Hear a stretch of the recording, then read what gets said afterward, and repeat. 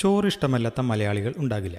ഇനി ചോറ് കഴിക്കുമ്പോൾ ഒരു തവണ ഇതുപോലെ ഉണ്ടാക്കി കഴിച്ചു നോക്കണം. അപ്പോൾ അതിനുവേണ്ടി മിക്സിയുടെ ജാറിലേക്ക് ചെറിയുള്ളി 15 എണ്ണം, 5 അല്ലി വെളുത്തുള്ളി, ഒരു ചെറിയ കഷ്ണം വാളംപുളി, 1 ടീസ്പൂൺ കാശ്മീരി മുളക് പൊടി, പെരിഞ്ജീരകം 1/2 ടീസ്പൂൺ, കുരുമുളക് 1/2 ടീസ്പൂൺ, ഗരം മസാല 1/2 ടീസ്പൂൺ. ഇനി ഇത് ചെറുതായി ഇതുപോലെ ഒന്ന് ചതച്ചെടുക്കണം. ചതച്ചെടുത്തതിന് ശേഷം ഒരു പാൻ വെച്ച് 2 ടീസ്പൂൺ അളവിൽ വെളിച്ചെണ്ണ ഒഴിച്ച് ചൂടായതിനു ശേഷം 3 കോഴിമുട്ട പൊട്ടിച്ചൊഴിക്കണം. കൂടെ ആവശ്യത്തിനുള്ള ഉപ്പ് കൂടി ചേർത്ത് വറുത്തെടുക്കണം. വറുത്തെടുത്ത് കഴിഞ്ഞാൽ പാനിലേക്ക് 2 ടീസ്പൂൺ അളവിൽ വെളിച്ചെണ്ണ ഒഴിച്ച് ചൂടായതിനു ശേഷം 2 വറ്റൽമുളക്, 2 തണ്ട് കറിവേപ്പില ചേർത്ത് ഇളക്കി കൊടുക്കണം. ഇനി ഇതിലോട്ട് ചതച്ച് വെച്ചിരിക്കുന്ന മസാല ചേർത്ത് പച്ചമണം മാറുന്നതുവരെ വഴറ്റിയെടുക്കണം.